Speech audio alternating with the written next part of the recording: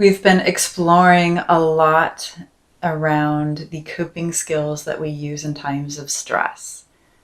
That A plus B equals C equation. If this is the first time you're joining us on this channel, then no problem. The videos that really dive deep into that equation are linked in the notes below.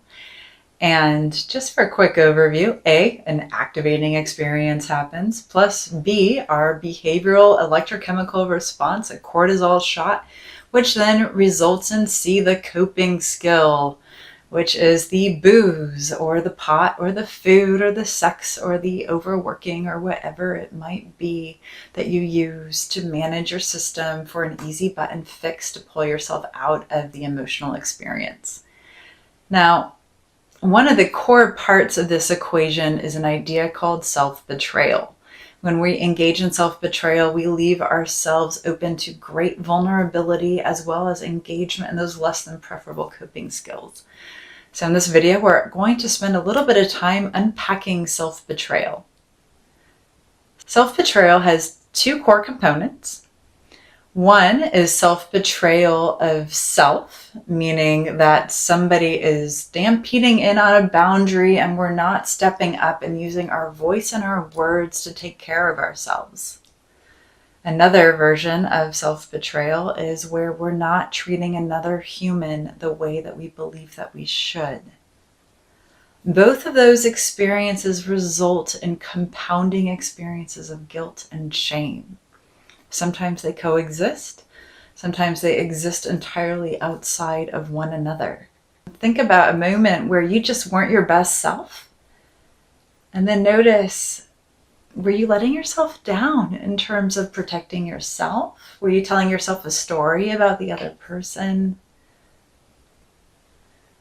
Did you let yourself down in terms of how you interacted with the person that you care about? Those moments of self-betrayal have stampeding effects. Now, the good news is in moments of self-betrayal, we have tools and techniques, and these moments are prolific and they are human. They are what I love to call opportunities for self-growth and phoenixing up.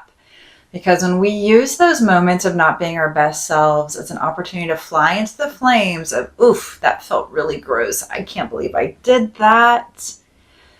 In order to sponsor healing, then we get to become the version of ourselves that we want to be.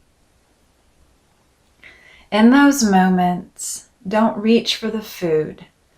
I encourage you to avoid the alcohol, the marijuana, the sex. I encourage you to avoid diving into this is me, writing another chapter in the book, because that's my favorite pastime, is just to turn on the laptop and avoid the emotions and instead take a breath. Do some CPR for the amygdala if you notice your brain's kicking up some dust. And write out these words, and this is from Brene Brown's Rising Strong, and they're so powerful. The story I'm telling myself is.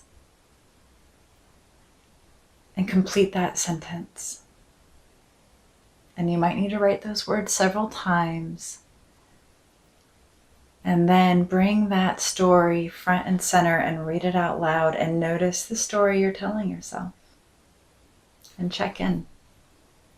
Does that belong to the past? Does that belong to your amygdala's fear? Or does it belong to the right now? And regardless, what can you do about it? Rather than numbing out or disconnecting, make a plan. Do something different. A pattern repeats a pattern repeats a pattern. So let's create specific intentional change.